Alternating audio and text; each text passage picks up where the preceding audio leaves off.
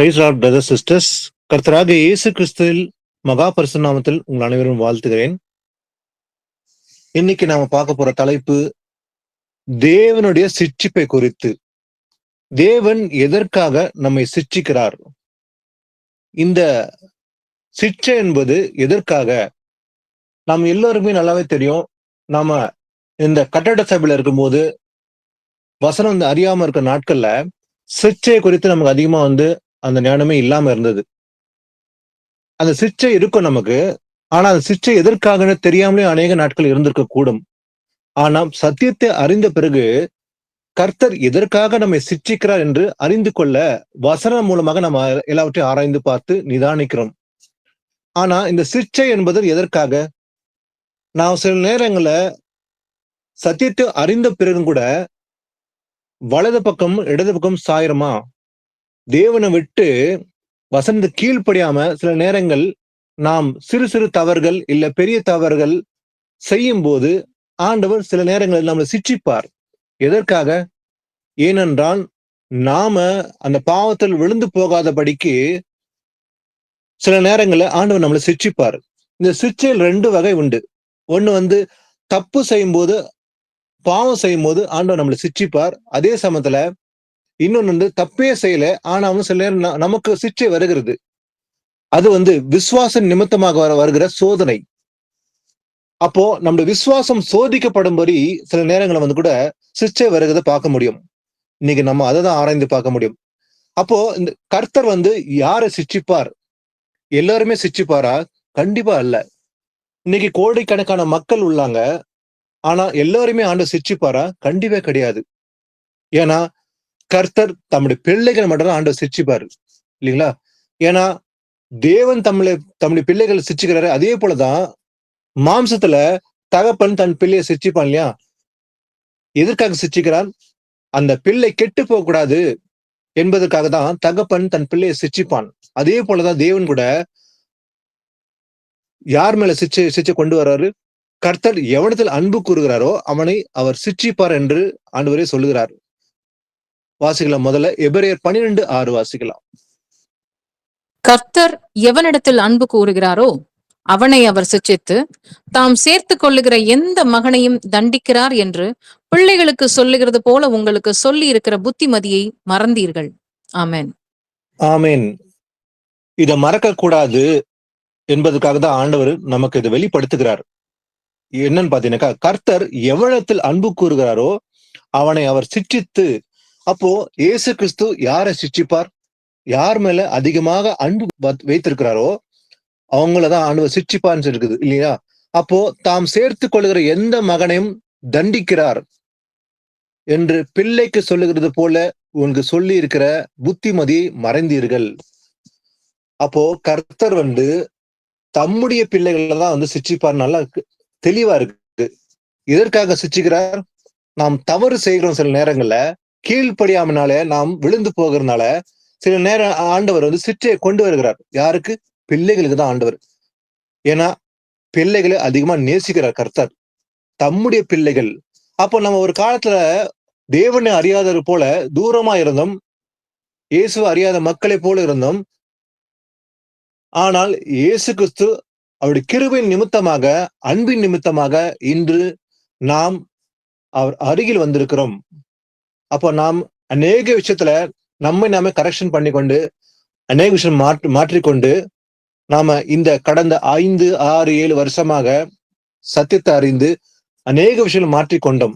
ஆனா மாற்றிக்கொண்ட மாறின நாம அந்த பரிபூர்ணம் அடைந்திருக்கிறோமா? கண்டிப்பா அந்த பரிபூர்ணத்துக்கு இன்னும் நம்ம அடையலன்னு தான் சொல்ல முடியும். ஏன்னா ஒரு சில நேரங்களில் நாம் தவறு செய்வது இயல்பு. சில நேரங்களில் சிறு சிறு தவறுகள் அறியாமனால செய்த தவறுகளும் உண்டு. அறிந்தே கூட சில நேரங்கள் தவறு செய்வது முடியும். அப்போ அந்த சமயத்துல கர்த்தர் சிட்சையை கொண்டு வருகிறார் இல்லைங்களா? ஏன்னா அந்த பாவத்துல விழுந்து போகக்கூடாது, நாம் அந்த பாவத்துல வெளியே வரணும், மனம் திரும்பணும் என்பதற்காக தான் அந்த சிட்சையை கொண்டு வருகிறார். கர்த்தர் எவனிடத்தில் அன்பு கூறாரோ அவனை தான் சிட்சிப்பார், எல்லோரும் அல்ல. இல்ல தொடர்ந்து ஒவ்வொன்றா வாசிக்கலாம். எபிரேயர் 12:7 முதல்ல வாசிங்க. நீங்கள் சிட்சையை சகிக்கிறவர்களாயிருந்தால் தேவன் உங்களை புத்திரராக எண்ணி நடத்துகிறார். தகப்பன் சிட்சியாத புத்திரன் உண்டோ? ஆமென். பாருங்க, சிட்சிக்கிறது யார? தம்முடைய பிள்ளைகளை தான் சிட்சிக்கிறாரு. அதே போல நீங்கள் சிட்சையை சகிக்கிறலா இருந்தால், அப்போ இயேசு கிறிஸ்து தம்முடைய பிள்ளைகளை சிட்சிக்கும் போது அந்த சிட்சையை சகிக்க வேண்டும். ஐயோ, ஆண்டவர் என்னை சிட்சிக்கிறாரே, தண்டிக்கிறேன்னு சொல்லி ஒருபோதும் நம்ம சோர்வு அடையக்கூடாது. அப்போ சிட்சையை சகித்துக் கொள்வதுதான் அவசியம். ஏன்னா ஏசப்பதான் நம்மளை சிட்சிக்கிறான்னு சொல்லி சகித்துக் கொள்ள வேண்டும். ஏன்னா தேவன் உங்களை புத்திரராக எண்ணித்தான் நடத்துகிறார் இல்லையா? அப்போ நம்ம எப்படி நடத்துற ஆண்டவர்? நம்மளை பிள்ளையாக எண்ணிதான் நம்ம நடத்துறாரு. அதனால அந்த சிட்சையை சகிக்க வேண்டும். ஏன்னா தகப்பன் சிட்சியாத புத்திரர் உண்டோ? எந்த அப்பாவாவது தன் பிள்ளைய சிட்சியாம இருக்க முடியுமா? கண்டிப்பா இருக்க முடியாது இல்லையா? ஏன்னா அந்த பிள்ளை கெட்டு போக கூடாது என்பதற்காக தான் அந்த தகப்பன்மார், பூமிக்குரிய தகப்பன் தன் பிள்ளையை கடிந்து கொள்கிறார், சிட்சிக்கிறார், தவறி போகிறான் என்பதற்காக. அதே போலதான் பரலோக தகப்பன் கூட நம்மை சிட்சிக்கிறார். ஏன்னா நம்ம கெட்டு போக கூடாது. அப்போ அந்த சிட்சை நாம் சகிக்க வேண்டும். 8ஆம் வசனத்தை வாசிக்கலாம். எல்லோருக்கும் கிடைக்கும் சிட்சை உங்களுக்கு கிடையாதிருந்தால் நீங்கள் புத்திரராயிராமல் வேசி பிள்ளைகளாயிருப்பீர்களே. ஆமீன். எல்லோருக்கும் கிடைக்கும் சிட்சை உங்களுக்கு கிடையாது இருந்தால் நீங்கள் புத்திரராய் இராமல் வேசி பிள்ளையா இருப்போம். அப்போ தப்பு செய்யும் போது யாருமே என்னை கண்டிக்கல, ஆண்டவரை என்னை கண்டிக்கல, தண்டிக்கலனாக்கா நாம புத்திரனா இருக்க முடியுமா? கண்டிப்பா இருக்க முடியாது. வசனம் சொல்லுது, எல்லோருக்கும் கிடைக்கும் சிட்சை உங்களுக்கு கிடையாது இருந்தால் நீங்கள் புத்திரரா இல்லாம வேசி பிள்ளைகளா இருப்பீங்க. அதனாலதான் சிட்சையை நம்ம ஏற்றுக்கொள்ள வேண்டும். அப்ப தப்பு செய்யும் போது ஆண்டவர்கிட்ட நம்ம கேட்கணும், ஆண்டவரே என்னை மட்டாய் தண்டியும், நான் பாவத்தோடு நானு நரகத்தை செல்லாதபடிக்கு உண்மை சிச்சை நான் மனம் திரும்பி நான் பரலோகத்தை அடையணும் என்பதற்காக தான் நாம் அந்த சிச்சை ஏற்றுக்கொள்வதற்கு கண்டிப்பா ஆண்டவர்கிட்ட நம்ம கேட்கணும், ஆண்டவர் என்னை மட்டாய் தண்டியும் சொல்லி. 9ஆம் வசனம் வாசிக்கலாம். அன்றியும் நம்முடைய சரீரத்தின் தகப்பன்மார்கள் நம்மை சிட்சிக்கும் போது அவர்களுக்கு நாம் அஞ்சி நடந்திருக்க நாம் பிழைக்கத்தக்கதாக ஆவியின் பிதாவுக்கு வெகு அதிகமாய் அடங்கி நடக்க வேண்டும் அல்லவா? ஆமீன். பாருங்க, அதே போல நம்முடைய சரீரத்தின் தகப்பன்மார்கள் நம்மை சிட்சிக்கும் போது, அப்போ நம்முடைய அப்பா அம்மா நம்ம சிட்சிக்கும் போது அவருக்கு நாம் அஞ்சி நடக்கிறோம் இல்லையா? நமக்கு ஒரு பயம் இருக்குது இல்லையா? சிறு பிள்ளையா இருக்கும்போது நம்ம தவறு செய்யும் போது நம்முடைய தகப்பனும் தாயும் நம்மளை சிட்சிக்கும் போது, தண்டிக்கும் போது நம்ம அஞ்சி நடக்கிறோம். அப்போ நாம் பிழைக்கத்தக்கதாக ஆவியின் பிதாவுக்கு வெகு அதிகமாய் அடங்கி நடக்க வேண்டும் அல்லவா? அப்ப பூமியில கொடுக்கப்பட்ட தாய் தகப்பனுக்கு நாம் அஞ்சி நடக்கிறோம் சிட்சிக்கும் போது, அதை காட்டிலும் அதிகமாக நாம் பிழைக்கும்படிக்கு ஆவியின் பிதாவுக்கு வெகு அதிகமாய் அடங்கி நடக்க வேண்டும் அல்லவா? அப்போ இது ரொம்ப ரொம்ப முக்கியம். ஏன்னா இயேசு கிறிஸ்து தம்முடைய பிள்ளைகளை சிட்சிக்கிறார். அப்போ நாம் அஞ்சி நடக்க வேண்டும். அந்த பாவத்திலிருந்து வெளியே வந்து பரிசுத்தமா வாழணும் என்பதுதான் தெய்வ சித்தம். அப்போ நாம வலது பக்கம் இடது பக்கம் சாயும் போதுதான் கர்த்தர் நம்மை சிட்சிக்கிறார். அப்போ நாம் அஞ்சி நடக்க வேண்டும் என்பதற்காக தான் அவர் நம்ம சிட்சிக்கிறார் இல்லையா? 10ஆம் வசனம் 11 வசனம் 10-11. அவர்கள் தங்களுக்கு நலமென்று தோன்றினபடி கொஞ்ச காலம் சிட்சித்தார்கள். இவரோ தம்முடைய பரிசுத்தத்துக்கு நாம் பங்குள்ளவர்களாகும் பொருட்டு நம்முடைய பிரயோஜனத்திற்காகவே நம்மை சிட்சிக்கிறார். எந்த சிட்சையும் தற்காலத்தில் சந்தோஷமாய் காணாமல் துக்கமாய் காணும். ஆகிலும் பிற்காலத்தில் அதில் பழகினவர்களுக்கு அது நீதியாகிய சமாதான பலனை தரும். ஆமேன். ஆமீன். பூமியிலே தாய் தகப்பன் சிட்சிக்குது எதுக்காக? தங்களுக்கு நலமென்று தோன்றுகிற கொஞ்ச காலம் சிட்சித்தார்கள். அந்த சிட்சை கொஞ்ச காலம் தான் இருக்கும் இல்லையா? ஆனா இவரோ நம்முடைய தேவன் தம்முடைய பரிசுத்தத்துக்காக எதற்காக சிட்சிக்கிறாராம்? இதான் நம்ம கவனிக்க வேண்டிய ஒரு விஷயம். தம்முடைய பரிசுத்தத்துக்காக நாம் பங்குள்ளா இருக்கும்படிக்கு தம்முடைய பிரயோஜனத்துக்காகவே நம்ம சிட்சிக்கிறார். அப்போ இந்த சிட்சை அவசியம் தான் இல்லையா? ஏன்னா நம்ம பரிசுத்தமா இருக்கணும். பரிசுத்தம் இல்லாமல் ஒருவனும் தேவனை தரிசிப்பதில்லை அப்படின்ட்டு வேதவசனம் கூறுகிறது இல்லையா? ஏன்னா பரிசுத்தம் இருந்தாதான் நாம தேவனுடைய பிரவேசிக்க முடியும். பரிசுத்தம் இல்லாமல் ஒருவனும் தேவனை தரிசிப்பதில்லை. அப்போ அந்த பரிசுத்தம் அடைவதற்காக தான் இவரோ தம்முடைய பரிசுத்தத்துக்காக நாம் பங்குள்ளா இருக்கணும். ஏன்னா நான் பரிசுத்தர், ஆதலால் நீங்கள் உங்கள் நடக்கை எல்லாவற்றிலும் பரிசுத்தமா இருங்கள் என்று ஏசப்பா சொன்னார் இல்லையா? அப்போ நாமும் பரிசுத்தமா இருக்க வேண்டும், எல்லா நடக்கையிலும் பரிசுத்தமா இருக்கணும் என்பதற்காகவே தம்முடைய பரிசுத்தத்துக்கு நாம் பங்குள்ளா இருக்கணும். அதற்காகவே நம்முடைய பிரயோஜனத்துக்காகவே அவர் நம்மை சிட்சிக்கிறார். ஏன்னா இந்த சிட்சை இருக்கும். ஆனா எந்த சிட்சையும் தற்காலத்தில் சந்தோஷமாய் காணாமல் துக்கமாய் காணும். அப்ப ஆண்டவர் சிட்சிக்கும் போது அந்த சமயத்துல அது எப்படி இருக்கும்? முதல்ல சிட்சை அனுபவிக்கும் போது நமக்கு ஒரு துக்கமா தான் தெரியும் இல்லையா? ரொம்ப கஷ்டமா இருக்கும், வேதனையா உண்டாகும் நமக்கு. என்ன ஆண்டவர் நம்ம சிட்சித்து விட்டாரே, இவ்வளவு பெரிய சிட்சை எனக்கு தேவையா என்று ஒரு துக்கம் தான் காணும். ஆனா ஆகிலும் பிற்காலத்தில் அதில் பழகினவர்களுக்கு எப்படி இருக்குமா? அது நீதியாக சமாதான பலனை தரணும்.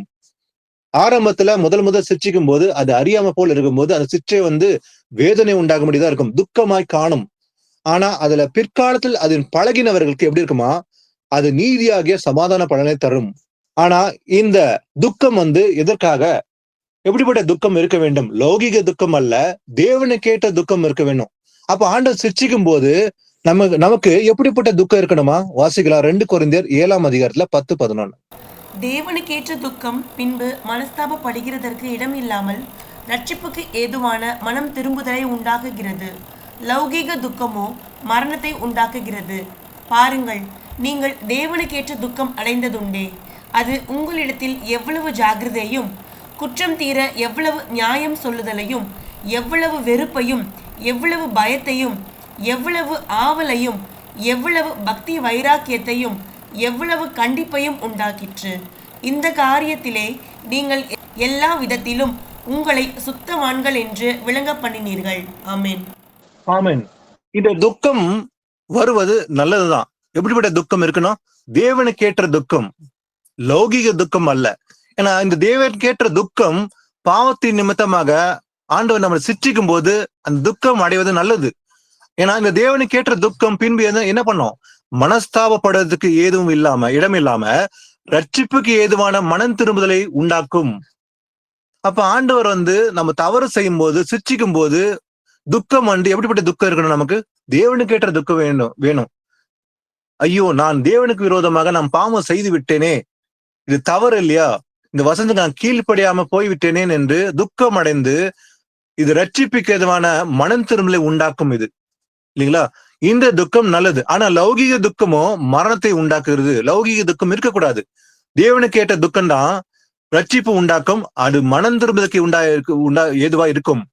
ஏன்னா நீங்கள் தேவனுக்கேற்ற துக்கம் அடைந்தது உண்டோ, அது உங்களிடத்துல என்ன பண்ணும்?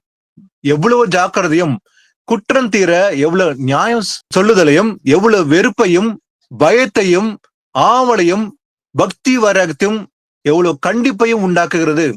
அப்போ இந்த தேவனுக்கேற்ற துக்கம் அடைந்தால் அப்போ நமக்குள்ள அந்த பக்தி வைரத்தை உண்டாக்கும். இந்த காரியத்திலே நீங்கள் எல்லா விதத்திலும் உங்களை சுத்தவான்கள் என்று விளங்க பண்ணினீர்கள். அப்போ தேவன் நம்மளை சிட்சிப்பது நல்லதுதான். சிட்சிக்கும் போது நாம் தேவனுக்கேற்ற துக்கம் அடைந்து மனம் திரும்பல் உண்டாகி ரட்சிப்பு எதுவா இருக்குனால இது நல்லது என்று இது ஏற்றுக்கொள்ளுகிற அந்த உள்ளம் நமக்கு இருக்க வேண்டும். வாசிக்கலாம் யோபு 5ஆம் அதிகாரத்துல 17-18. இதோ தேவன் தண்டிக்கிற மனுஷன் பாக்கியவான். ஆகையால் சர்வ வல்லவருடைய சிட்சையை அற்பமாக எண்ணாதிரும். அவர் காயப்படுத்தி காயம் கட்டுகிறார், அவர் அடிக்கிறார், அவருடைய கை ஆற்றுகிறது. ஆமென். ஆமென். யோபு சொல்கிறான், இதோ தேவன் தண்டிக்கிற மனுஷன் பாக்கியவான். அப்போ யார ஆண்டவர் தண்டிக்கிறாரோ அவங்கதான் பாக்கியவான்கள். பாக்கியவான்கள் என்ன சொல்ல முடியும்? ரொம்ப அருமையா சொல்லும் போது ஆசீர்வதிக்கப்பட்டவர்கள் சொல்லலாம் இல்லைங்களா? Blessed people. அப்போ தண்டனை ஏற்றுக்கொள்வது நல்லது. ஏன்னா தேவன் தண்டிக்கிற மனுஷன் தான் பாக்கியவான். ஏன்னா ஆகையால் சர்வ வல்லவருடைய சிட்சையை அற்பமாக எண்ணாதிரும். அவர் சிட்சிக்கும் போது அது அற்பமா எண்ணக்கூடாது. நம்முடைய நலனுக்காக தான் அவர் சிட்சிக்கிறாரு. நம் மனம் திரும்ப வேண்டும், நம் மாற வேண்டும் என்பதற்காக சிட்சிக்கிறார் என்பதை அறிந்து நம்ம அற்பமா எண்ணாம அவர் காயப்படுத்தி, அதே போல காயப்படுத்தி என்ன பண்றாரு? காயம் கட்டுகிறார். அவரே காயப்படுத்துறாரு, அவரே காயத்தை கட்டுகிறார். அப்போ அந்த காயம் எதற்காக? எப்போதெல்லாம் அந்த காயத்தை பாக்குறோமோ அப்போதெல்லாம் நான் தப்பு செய்தான தண்டனை என்பதை நான் உணர்ந்து கொள்ளும்படிதான் ஆண்டவர் இந்த காயப்படுத்துகிறார். அந்த காயத்தை கட்டுகிறார் அவர்தான். அவரே காயப்படுத்துகிறார், அவரே மருந்தையும் கொடுக்கிறார் அவர்தான் இல்லையா? அவர் அடிக்கிறார், அவருடைய கை ஆற்றுகிறது.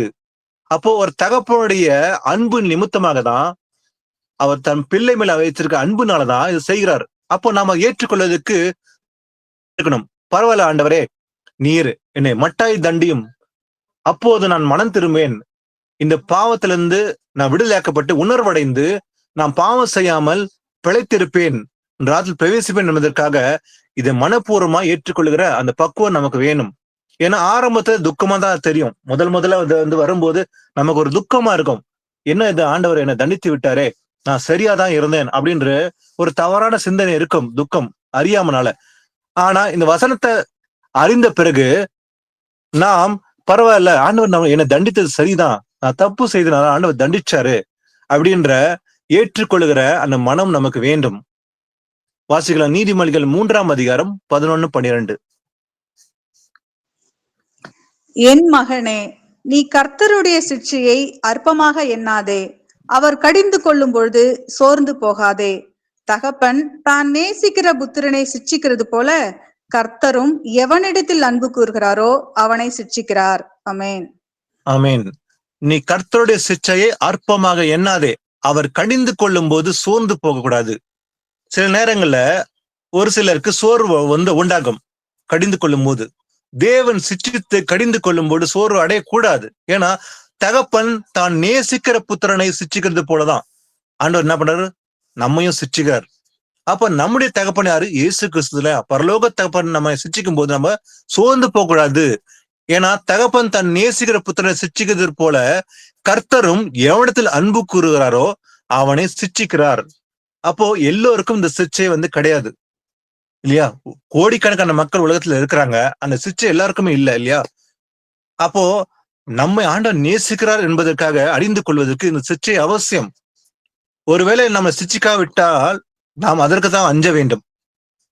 ஆண்டவர் நம்ம சிட்சித்தால் நம்ம சந்தோஷப்படணும். பரவாயில்ல, ஆண்டவர் என்ன சிட்சிக்கிறாரு, நான் தப்பு செஞ்சேன், என் மேல அன்பு வச்சிருக்கிறாரு, அதனாலதான் என்ன சிட்சிக்கிறாரு, நான் மனம் திரும்ப வேண்டும். இந்த விஷயத்துல நான் சரியில்லை, நான் சரியா நடக்கல, வசனம் கீழ்படியில, அதற்காக ஆண்டவர் சிட்சிக்கிறாரு.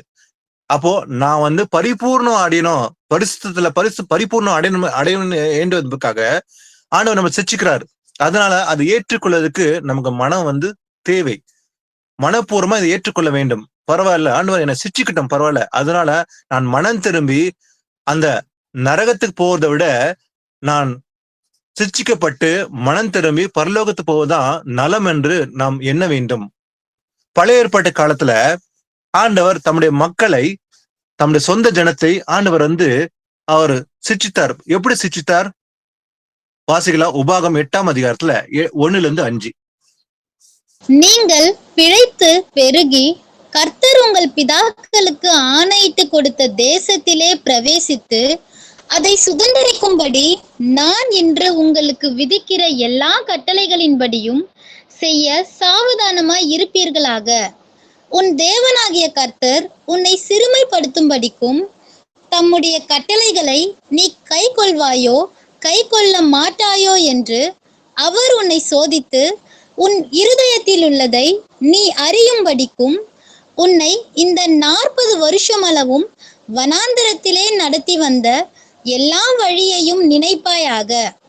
அவர் உன்னை சிறுமைப்படுத்தி உன்னை பசியினால் வருத்தி, மனுஷன் அப்பத்தினால் மாத்திரமல்ல கர்த்தருடைய வாயிலிருந்து புறப்படுகிற ஒவ்வொரு வார்த்தையினாலும் பிழைப்பான் என்பதை உனக்கு உணர்த்தும்படிக்கு நீயும் உன் பிதாக்களும் அறியாதிருந்த மன்னாவினால் உன்னை போஷித்தார்.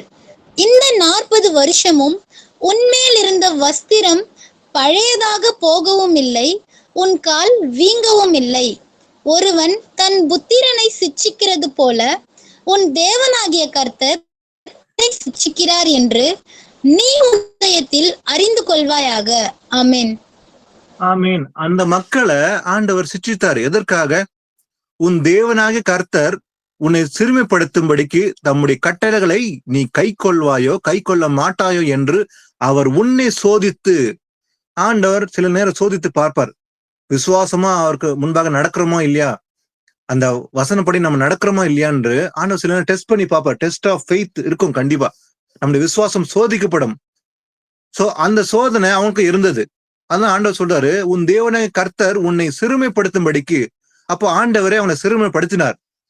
தம்முடைய கட்டளைகளை நீ கை கொள்வாயோ கை கொள்ள மாட்டாயோ என்று அவர் உன்னை சோதித்து உன் நிலத்தில் உள்ளதை நீ அறியும்படிக்கு அவர் என்ன பண்ணாரு, உன்னை இந்த 40 வருஷம் அளவும் வனாந்தரத்திலே நடத்தி வந்த எல்லா வழியும் நினைப்பாயாக. அவர் உன்னை சிறுமைப்படுத்தி, அப்போ அவங்கள சிறுமைப்படுத்தின ஆண்டவர் எப்படி, உன்னை பசியினால் வருத்தி மனுஷன் அப்பத்தின் மாத்திரம் அல்ல கர்த்தருடைய வாயிலிருந்து புறப்படுகிற ஒவ்வொரு வார்த்தையினாலும் பிழைப்பான் என்பதை உனக்கு உணர்த்தும்படிக்கு ஆண்டவர் என்ன செஞ்சாரு, நீயும் உன் பிதாக்களும் அறியாதிருந்த மன்னாவினால் உன்னை போஷித்தார்.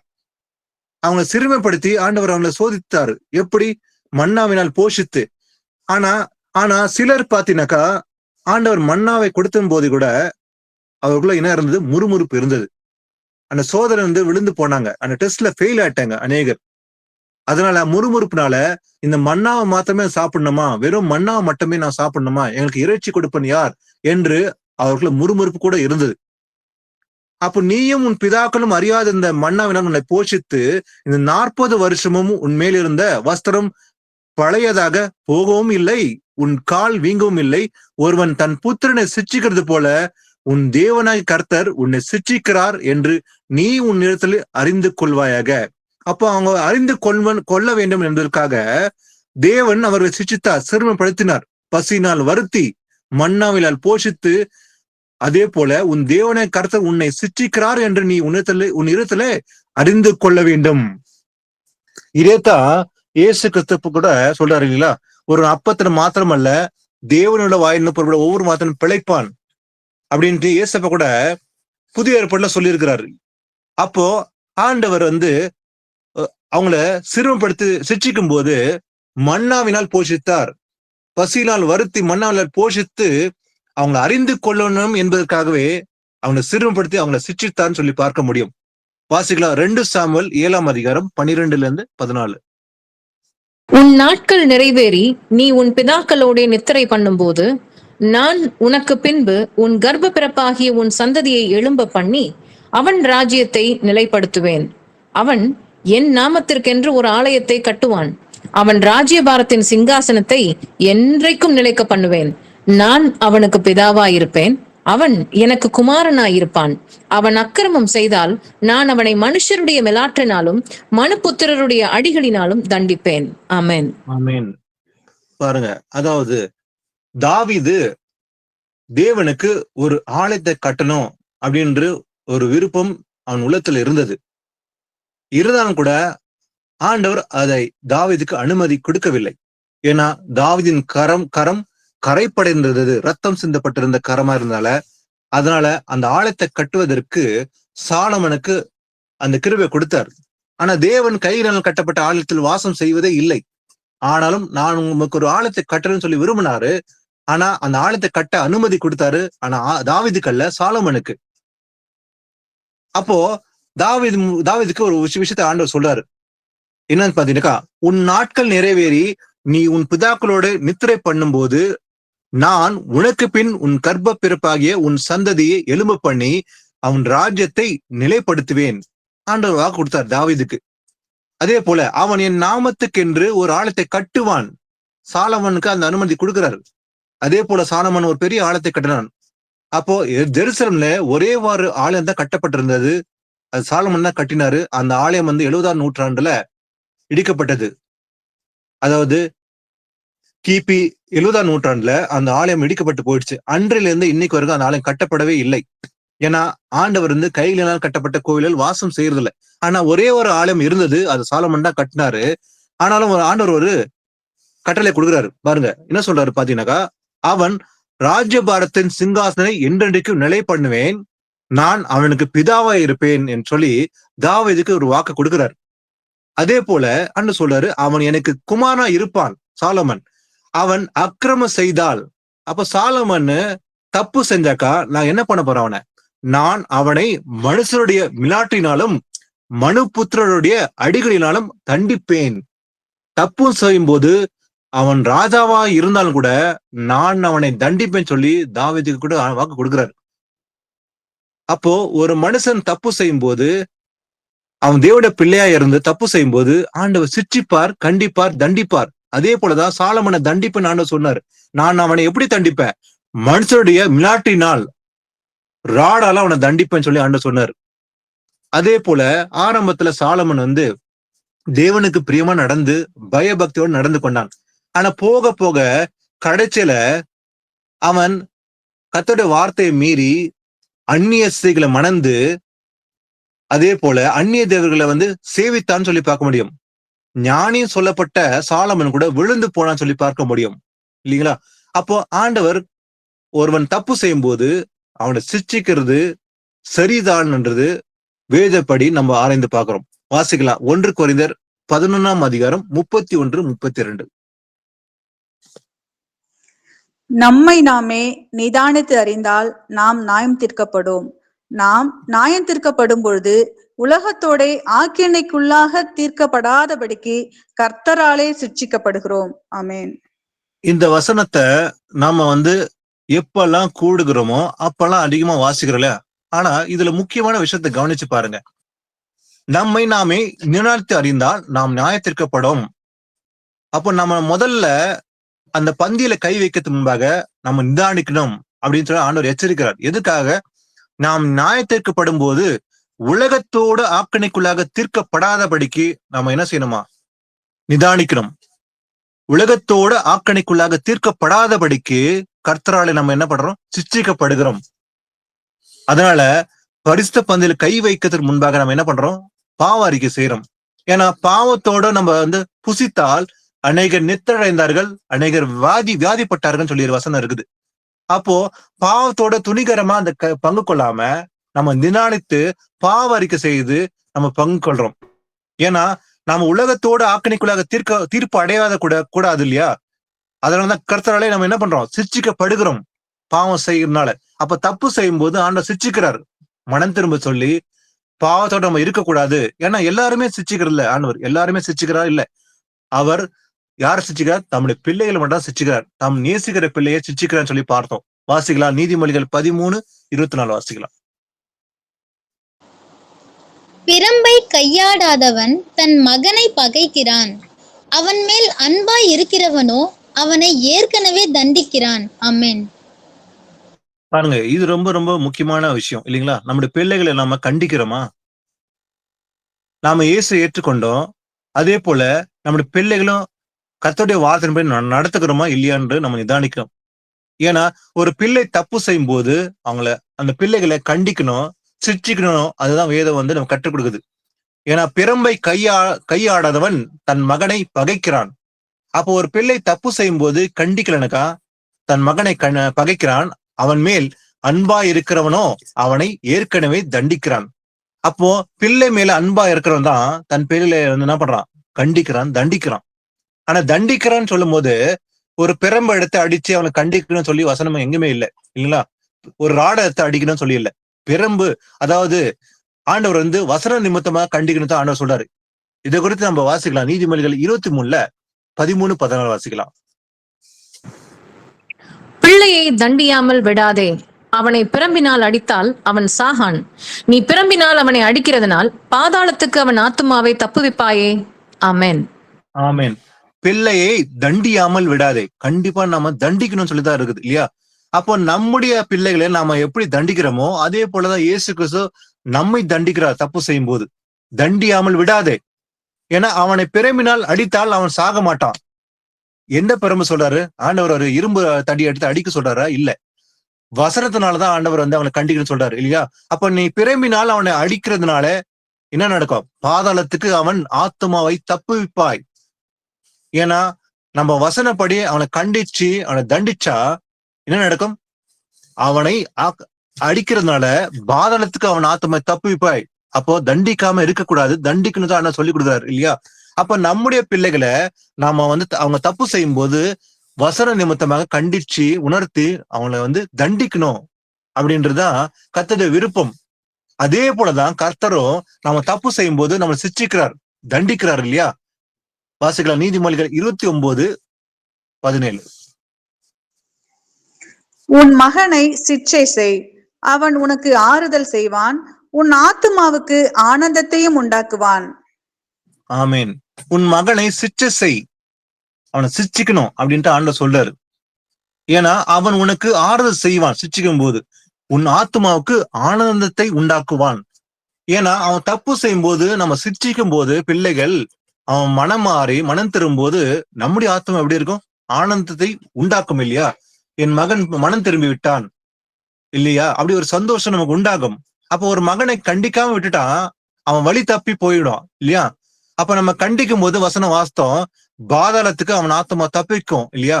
அப்போ ஒரு பிள்ளையை கண்டிப்பது நலம், அதே போல கர்த்தரும் தம்முடைய பிள்ளைகள் சிட்சிப்பது நலதான் இல்லையா? அப்போ நம்ம தப்பு செய்யும் போது ஆண்டவருக்கு சிட்சிக்கும் போது நம்ம மனம் திரும்புறோம்.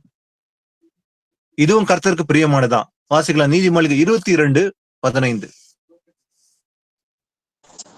பிள்ளையின் நெஞ்சில் மதியினம் ஒட்டியிருக்கும், அதை தண்டனையின் பிரம்பு அவனை விட்டு அகற்றும். ஆமென்.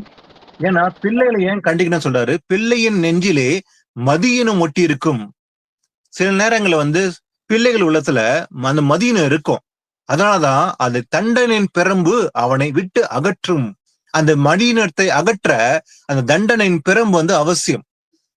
அப்போ இந்த உலக பிரகாரமான இருக்கிற ஒரு தகப்பன், தேவனை அறியாதவன், அவன் தன் பிள்ளைய அவன் தடியினால் அடிப்பான். ஆனா அந்த தடின்றது நமக்கு சொல்லப்படுறது ஒரு உண்மையான அந்த இரும்பு தடி அல்ல, தேவனுடைய வார்த்தை. அப்ப தேவனின் வார்த்தை நிமித்தமாக பிள்ளைகளை சிற்றித்து கண்டிக்கிறது அவசியம். ஏன்னா அந்த தண்டையின் பிரம்பு அவனுடைய இருத்துல இருக்கிற மதியினத்தை நீக்கிவிடும். அதனால கண்டிக்கணும், சிச்சிக்கணும் தேவனுடைய சித்தமா இருக்குது. வாசிகளை எபேசியர் 6:4. பிதாக்களே, நீங்களும் உங்கள் பிள்ளைகளை கோபப்படுத்தாமல் கர்த்தருக்கேற்ற சிச்சையிலும் போதனையிலும் அவர்களை வளர்ப்பீர்களாக. ஆமென். ஆமீன். சிச்சிக்கணும் நம்முடைய பிள்ளைகளை. ஆனா எப்படி சிச்சிக்கணுமா? கர்த்தருக்கேற்ற சிச்சையில தான் அவங்கள வளர்க்கணும் வேணும். அப்போ பிதாக்களே, நீங்களும் உங்கள் பிள்ளைகளை கோபப்படுத்தாம பிள்ளைகளை கோபப்படுத்தக்கூடாதுன்னு சொல்லி இருக்குது இல்லையா? கோபப்படுத்தாம எப்படி கண்டிக்கணும்? அவங்கள கர்த்தருக்கேற்ற சிச்சையிலும் போதனையிலும் அவர்களை வளர்க்க வேண்டும். அப்ப நம்முடைய பிள்ளைகளை அதே போல ஆண்டவர் பழைய ஏற்பாட்டுல கட்டளையை கொடுத்தாரு. உங்களுக்கு நம்முடைய பிள்ளைகள் எப்படி வசனத்தை கற்றுக் கொடுக்கணுமா? தூங்கும் போதும் நடக்கும் போதும் எல்லா சமயத்திலும் கர்த்தருடைய வசனத்தை நம்முடைய பிள்ளைகளுக்கு கற்றுக் கொடுக்க வேண்டும் என்று அது கற்பனையாகவே இருக்குது இல்லையா? பழைய ஏற்பாட்டுல கமாண்டாவே இருக்குது இல்லையா? நம்முடைய பிள்ளைகளுக்கு வசனத்தை கற்றுக் கொடுக்க வேண்டும். தூங்கும் போதும் நடக்கும் போதும் எல்லா சூழ்நிலையும் நம்ம பிள்ளைகளுக்கு தேவனுடைய வார்த்தையை கற்றுக் கொடுக்குவது நம்முடைய கடமை என்று பழைய ஏற்பாட்டுல பார்க்கிறோம். அப்போ அதே போலதான் நீங்களும் உங்கள் பிள்ளைகளை கோபப்படுத்தாம கர்த்தருக்கேற்ற சிச்சையிலும் போதனையிலும் வளர்க்க வேண்டும். அப்போ அப்படி வளர்த்தா மதியினத்திலிருந்து அவங்க விடுதலையாக்கப்பட்டு அவங்க தேவனுடைய ராஜ்யத்துல சேர முடியும். அப்ப இன்றைக்கு சிறு வயதிலே நம்முடைய பிள்ளைகளுக்கு வசனத்தை கற்றுக் கொடுப்பது அவசியம். நம்முடைய பிள்ளைகளுக்கு கற்றுக் கொடுக்கிறோமா? ஒரு சில நேரங்கள்ல சில நினைப்பாங்க, மாம்சத்துல அன்பு காட்டி பரவாயில்ல, சிறு பிள்ளை தானே, அவன் இப்பதான் 5 வயசு, இப்பதான் ஒரு சிறு பிள்ளை, இன்னும் ஸ்கூல் கூட போல, பரவாயில்ல, அவன் இப்பதான் சிறு பிள்ளையா இருக்கிறான், பரவாயில்லைன்று ஒருபோதும் நினைக்க கூடாது. ஏன்னா சிறு பிள்ளையான சாமுவேலை குறித்து நமக்கு நல்லாவே தெரியும். அப்போ சாமுவேல் சிறு வயதன் முதற்கொண்டே தேவனை அறிந்து தேவ பயபக்தியோட அவன் பிற்காலத்துல அவன் இஸ்ரேல் மக்களுக்கு ஒரு பெரிய தீர்க்கதரிசி எழும்பினான்னு சொல்லி பார்க்க முடியும். அப்ப சாமுவேல் என்ற தீர்க்கதரிசி சிறு வயதில் முதற்கொண்டே ஆழத்துல அவன் கர்த்தருக்கு பணிவிட செய்தான். அவன் சிறு பிள்ளை தான் இறந்தான் இல்லைங்களா? ஆனா அண்ணால் சாமுவேல தன் ஒரே பிள்ளைய எடுத்துன்னு போயிட்டு எங்க விட்டால்? ஆலயத்துலதான் இல்லைங்களா? அவன் தேவனுடைய பார்வையில அவன் தேவனுடைய கற்பனைப்படி நடந்து ஒரு பெரிய தீர்க்கதரிசியாக எளிமையான்னு சொல்லி பார்க்க முடியும். அப்ப நம்ம பிள்ளைகளை சிறு பிள்ளைப்பா, அவங்க ஒண்ணும் தெரியாது அப்படின்னு சொல்லி ஒருபோதும் நினைக்க கூடாது. கர்த்தர் கேட்ட சிச்சையில் நாம் வளர்ப்பது நம்முடைய கடமை. ஒருவேளை நம்ம செய்ய தவறிவிட்டால் பிற்காலத்தில் அவங்கள நீங்க கண்டிக்கும் போது அவங்க கேட்க மாட்டாங்க இல்லைங்களா? ஒரு 20 வயசு ஆன பிறகு நீங்க சிச்சிக்க நினைச்சீங்கன்னா உங்களால முடியவே முடியாது. அப்போ நம்முடைய பிள்ளைகளை சிறு வயது முதற்கொண்டே கர்த்தர் கேட்ட சிச்சையில வளர்ப்பது நம்முடைய கடமை. சிற்றித்து கண்டித்து நம்ம வளர்க்குவது நம்முடைய கடமை. இது தேவ சித்தம் சொல்லி பார்க்கிறோம். வாசிகள எரேமியா 10:24. கர்த்தாவே, என்னை தண்டியும், ஆனாலும் நான் அவமாய் போகாதபடிக்கு உம்முடைய கோபத்தினாலே அல்ல, மட்டாய் தண்டியும். ஆமென். ஆமேன். எரேமியா கேட்கிறாரு பாருங்க, தண்டியும் சொல்லிதான் கேட்கிறாரு. எப்படி கேட்கிறாரு எரேமியா? கர்த்தாவே, என்னை தண்டியும், ஆனாலும் நான் அவமாய் போகாதபடிக்கு உம்முடைய கோபத்தினாலே அல்ல. உங்களுடைய கோபத்தினால என்னை தண்டிக்காம ஆண்டவரே மட்டாய் என்னை தண்டியும் ஆண்டவரே அப்படின்னு கேக்குறான். அப்போ கர்த்தர் வந்து தண்டிக்கும் போது, சிக்ஷிக்கும் போது, ஒருவேளை அவர் கோபத்தினால் தண்டிச்சா ஒருவரும் நிற்க முடியாது அவர் முன்னாடி இல்லையா? அப்போ கர்த்தர் கூட சிக்ஷிக்கும் போது அவர் கோபத்தினால சிக்ஷிக்கிறது, தப்பு செய்யும் போது அன்பின் நிமித்தமாக தான் நம்ம சிக்ஷிக்கிறார் இல்லையா? நம்ம அந்த பாலத்துக்கு தப்பி விலக்கி அவர் தம்முடைய பாதை நடந்து வரணும்னு சொல்லிதான் நம்மள சிக்ஷிக்கிறார். சில நேரங்கள்ல தவறி போகும்போது அவர் சிக்ஷிக்கிறார். யார? தான் நேசிக்கிற பிள்ளைகளை தான் சிக்ஷிக்கிறார். அதே போல எரேமியா சொல்றான், கர்த்தாவே என்னை தண்டியும், ஆனா கோபத்தினால் அல்ல, மட்டாய் தண்டியும் அப்படின்னு கேட்கிறான். அதே போலதான் நாமும் கேட்கணும், ஆண்டவரே என்னை தண்டிங்க ஆண்டவரே, நான் தப்பு செஞ்சு அந்த பாதத்துக்கு போகிறத விட உங்களுடைய சிக்ஷையினால் நான் வந்து பரலோகத்துக்கு வருவேன் என்ற ஒரு உள்ளத்துல அந்த விசுவாசம் நம்ம இருக்க வேண்டும். ஆரம்பத்துல ஒரு 10 வருஷம் முன்னாடி கூட எனக்கும் கூட இந்த சிக்ஷை வந்து அதிகமா தெரியாது. அப்ப ஆரம்பத்துல அந்த சிக்ஷையை ஆண்டவர் கொடுக்கும்போது கொஞ்சம் வேதனை தான் இருந்தது. சோ அநேக நேரத்துல நான் சிக்ஷையை அனுபவிச்சிருக்கேன். ஆண்டவர் வந்து அநேக நேரங்களில் எனக்கு சிக்ஷை கொடுத்தார். சரித்துல பெரிய பாடுகள் இருந்தது, வியாதி வரும், சகிக்க முடியாத ஒரு வேதனை உண்டா இருந்தது. ஆனா ஆரம்பத்துல அது ரொம்ப கடினமா இருந்தது. ஆண்டவரே எதற்காக எனக்கு சரித்திரம் இப்படிப்பட்ட வேதனை, என்னால் தாங்க முடியவில்லை அப்படின்ற ஒரு வேதனையோட ஆரம்பத்துல இருந்தேன். அவனை சிக்ஷிக்கும் போது எதற்காக சிக்ஷிக்கிறான் என்பது அறியாம தான் இருந்தேன் ஆரம்பத்துல. ஆனா அதை அறிந்த பிறகு பரவாயில்ல, நான் தப்பு செஞ்சதுனால ஆண்டவர் சிக்ஷித்தாரு, இது நலம் என்று அறிந்து அதை ஏற்றுக்கொண்டேன் நான். சோ சில நேரங்களில் நானும் கூட கேட்டது உண்டு, ஆண்டவரே நான் தப்பு செய்யறேன், என்ன சிக்ஷியும் ஆண்டவரே, ஒருவேளை நீ சிக்ஷிக்காவிட்டால் நான் பாதத்துக்கு போய் விடுவேன். நான் பாவம் செய்து அந்த பாவ சரீரத்தோட அந்த பாதத்துக்கு போவதை விட சிக்ஷையினால் நான் மனம் திரும்பி உன்னுடைய ராஜ்யத்துக்கு திரும்புவேன் என்று நாமும் கூட அப்படி ஒரு விண்ணப்பத்தை வைக்க வேண்டும். ஆண்டவர் என்னை சிக்ஷிங்க ஆண்டவரே, நான் தப்பு செய்யாதபடிக்கு என் ஆத்மாவை காப்பாற்றப்பட வேண்டும் என்பதற்காக என்னை சிக்ஷையும் மட்டாய் தண்டியும் சொல்லி கேட்டு வாங்கணும். ஒருவேளை நம்ம ஆண்டவர் சிக்ஷிக்கா விட்டால் அதுக்குதான் நம்ம பயப்படணும். அப்ப நம்ம ஆண்டவர் சிக்ஷித்தால் நம்ம சந்தோஷப்படணும். நம்ம தான் பாக்கியம்னு சொல்லி பார்த்தோம் இல்லையா? ஏன்னா நான் தப்பு செஞ்சிருக்கிறேன், என்னை நேசிக்கிறார் ஆண்டவர், அதான் என் சிக்ஷிக்கிற மனம் திரும்ப சொல்லி அப்படின்னு சொல்லி ஏற்றுக்கொள்கிற பிள்ளைகளா இருக்கணும். ஒருவேளை நம்ம சிக்ஷிக்கவே இல்லையா, அதுக்குதான் நம்ம வந்து வருத்தப்படணும். நம்ம பயப்பட வேண்டிய விஷயம், ஆண்டவர் என்னை சிக்ஷிக்கவே இல்லை, எவ்வளவோ தப்பு செஞ்சுட்டேன், ஆனா ஒரு சிக்ஷையை நான் அனுபவிக்கலன்னு சொன்னா அதுக்குதான் நம்ம அஞ்ச வேண்டும். அப்போ ஆண்டவர் சிக்ஷிக்கும் போது ஒருபோதும் நாம் அஞ்சக்கூடாது. வாசிக்கலாம் சங்கீதம் 6ஆம் அதிகாரம் 1ஆம் வசனம். கர்த்தாவே, உம்முடைய கோபத்திலே என்னை கடிந்து கொள்ளாதேயும், உம்முடைய உக்கிரத்திலே என்னை தண்டியாதேயும். ஆமென்.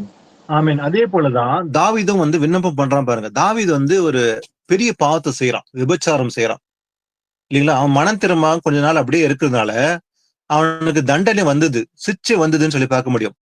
அதே போல அந்த பாவத்தை மறைக்கிறது, அந்த விபச்சாரம் செஞ்சுட்டு அதை மறைக்கிறது ஒரு கொலையும் செய்யறான். ஆனா அதுக்கு தக்கதாக நாத்தான் என்ற தீர்க்கதரிசி மூலமாக எச்சரிக்கை உண்டாகி அவன் வந்து பிறகு மனஸ்தாபப்பட்டு மனம் திரும்புறான். ஆனாலும் கூட அவனுக்கு வந்து சிக்ஷை வந்ததுன்னு சொல்லி பார்க்க முடியும் இல்லைங்களா? அவங்க சொந்த பிள்ளையே யாரு அப்சலோம் இறந்து போகிறான். அதே போல அவனுக்கு உபத்திரம் வருது, அநேக இடங்களை பார்க்கணும், அவனுக்கு நிந்தை வருது. தன் சொந்த மகனே தாவீதை கொலை செய்யும்படி தேடுவான். அதே போல அவன் மறைமுகமா செய்த பாவத்தை அவருடைய பிள்ளைகள் வெறிய அரங்கமா வந்து செய்யறாங்க. இதெல்லாம் தாவீதுக்கு பேக் டு பேக் பாத்தீங்கன்னா அவனுக்கு வந்து அநேக இக்கட்டுகள் வருகிறது. ஏன்னா அவன் செய்ய பாவத்து நிமித்தமாக அவன் தண்டனை அனுபவிக்கிறான். அப்போ அவன் ஒரு விண்ணப்பத்தை வைக்கிறான். தாவீது சொல்றான், கர்த்தாவே உம்முடைய கோபத்தினாலே என்னை கடிந்து கொள்ளாதையும், அதே போல உம்முடைய உக்கிரத்தினாலே என்னை தண்டியாதையும். ஏன்னா கோபத்தினால ஆண்டவர் தண்டிச்சா அவர் முன்னாடி நம்ம நிற்க முடியாது. அவர் அன்பினால தண்டிச்சாதான் நம்ம மனம் திரும்புவோம் இல்லைங்களா? அதான் கேட்கிறேன், உம்முடைய கோபத்தினால என்னை தண்டியாது ஆண்டவரே, உம்முடைய உக்கிரத்தினால் என்னை தண்டியாதையும் சொல்லி ஒரு விண்ணப்பத்தை வைக்கிறான் தாவீது. வாசிக்கலாம் நீதிமொழிகள் 12ஆம் அதிகாரத்துல 1ஆம் வசனம் வாசிக்கலாம். புத்திமதிகளை விரும்புகிறவன் அறிவை விரும்புகிறான், கடிந்து கொள்ளுதலை வெறுக்கிறவனோ மிருக குணமுள்ளவன். ஆமென். ஆமென். புத்திமதிகளை விரும்புகிறவன் அறிவை விரும்புகிறான், அதே போல கடிந்து கொள்ளுதலை வெறுக்கிறவனோ மிருக குணமுள்ளவன். அப்ப கடிந்து கொள்ளும் போது அது வெறுக்க கூடாது, அதை ஏற்றுக்கொள்ளணும். அப்ப தப்பு செய்யறதுனாலதான் சில நேரங்கள் நம்ம சிக்ஷை அனுபவிக்கிறோம். ஏன்னா கடிந்து கொள்ளுதலை வெறுக்கிறவனோ மிருக குணமுள்ளவன், ஆனா புத்திமதிகளை விரும்புகிறனோ அறிவை விரும்புகிறான்னு சொல்லி பாக்குறோம் இல்லைங்களா? வாசிக்கலாம். அதே போல இந்த 7 விதமான சபையில இந்த முக்கியமான சபை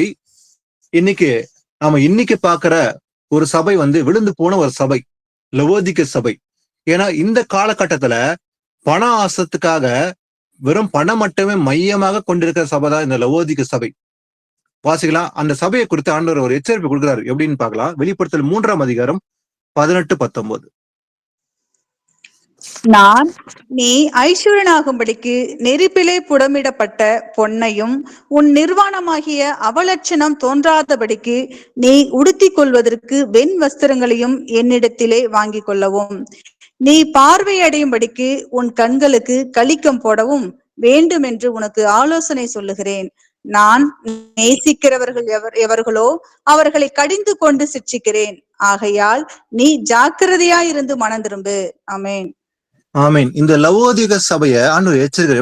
எப்படின்னு பாத்தீங்கன்னாக்கா, நீ ஐஸ்வர்யவான் ஆகும்படிக்கு நெருப்பிலே புடமிடப்பட்ட பொன்னையும் உன் நிர்வாணமாகிய அவலட்சணம் தோன்றாதபடிக்கு நீ உடுத்திக் கொள்வதற்கு வெண் வஸ்திரங்களை என்னிடத்தில் வாங்கிக் கொள்ளவும்.